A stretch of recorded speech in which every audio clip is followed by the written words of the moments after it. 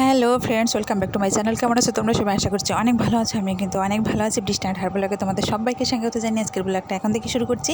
আর এদিকে দেখো তোমাদের দাদাভাই বেরিয়ে পড়েছে। আমি, তোমাদের দাদাভাই এবং পুচকু তিনজন মিলে আমরা আজকে একটু ঘুরতে যাব, একটু বাড়ির কাছেই, যেহেতু আজকে শুক্রবার। আর প্রায় শুক্রবারে আমরা ঘুরতে বেরোই। এর আগের ব্লগেও তোমরা দেখেছো, যারা আমার আগের ব্লগগুলো দেখে থাকবে তারা হয়তো জানো।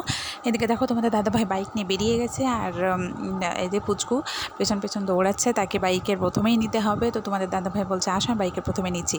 তারপরে দেখো আমরা একটু দোকানে চলে গেছিলাম হালকা কিছু গরমের কেনাকাটা করতে। পুচকুর জন্য 2টা প্যান্ট নিয়েছিলাম, আমার জন্য কিছু 3 পিস নিয়েছিলাম, আমার শাশুড়ি মায়ের জন্য শাড়ি নেওয়া হয়েছিল। তো এইগুলো নিতেই তারপরে আমাদের এদিকে 3 পিস দেখানো শুরু করেছে। তো শাশুড়ি মায়ের জন্য শাড়ি নিয়েছিলাম, ওইদিকে তো তোমাদেরকে সেটা দেখানো হয়নি। তো যাই হোক, দেখো 3 পিস বের করছে। আমার একটাও প্রথমে পছন্দ হচ্ছিল না, পরে তোমাদের দাদাভাই একটা পছন্দ করে দিয়েছিল, প্রায় পাতা কালারে। তোমাদের বাড়িতে গিয়ে পরের ব্লগে দেখাবো অবশ্যই। তো দোকানে গেলে কোনো কিছু আমার পছন্দ হতে চায় না, সমস্ত কিছু তোমাদের দাদাভাই আমাকে পছন্দ করে দেয়।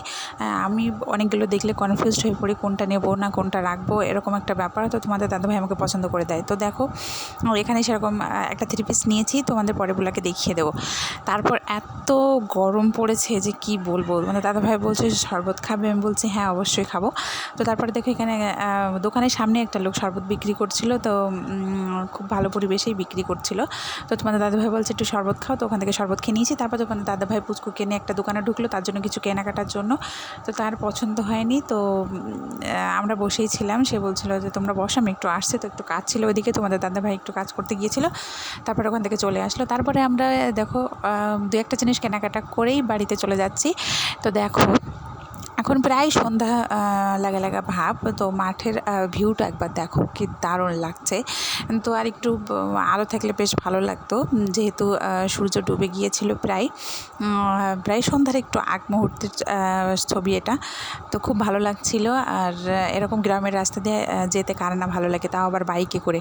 তো ভীষণ ভালো লাগছিল। তোমাদের এর আগের ব্লগ তোমরা যারা দেখেছো তারা জানো, আমি বলেছিলাম যে ধান প্রায় পেকে গেছে, কাটার মতো হয়ে গেছে, প্রায় পেকে গেছে ধান। তো অলরেডি ধান কেটে বাসায় নিয়ে যাওয়া হচ্ছে অন্যান্য জায়গা থেকে। তো এইখানেও প্রায় 2-1 দিনের মধ্যে কাটা শুরু হয়ে যাবে।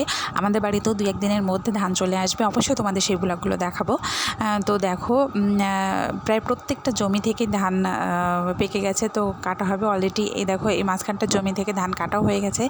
আর প্রায় সবুজ থাকলে মাছটা একরকম দেখা যায়, হলুদ হলে মাছটা আর এক রকম দেখা যায়, ভীষণ ভালো লাগে। আর এই রাস্তাটা প্রায় নতুনই করেছে বলতে পারো, আমরা প্রায় এই রাস্তা দিয়ে আসি। এর আগের ব্লগেও তোমরা দেখে থাকবে।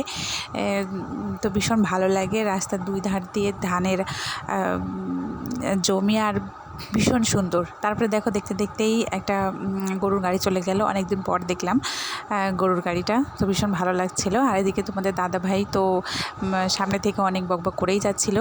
তো যাই হোক, সেখান থেকে আমরা বাড়িতে চলে আসলাম। আর বাড়িতে আসার পরে যে পরিমাণ রোদ পড়েছে, তাতে মানে কী বলবো, জীবন পুরো অতিষ্ঠ। তারপর তোমাদের দাদাভাই বাড়িতে আসার সঙ্গে সঙ্গে বলছে যে আমাকে বেলের শরবত করে দাও।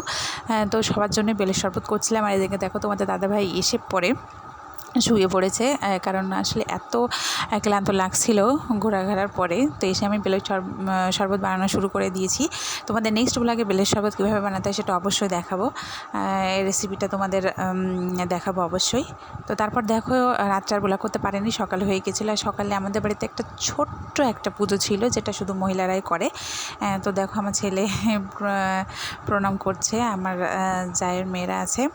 তো এটা প্রায় শনিবারেই করা হয়ে থাকে, হয়তো তোমাদের বাড়িও করা হয়ে থাকে।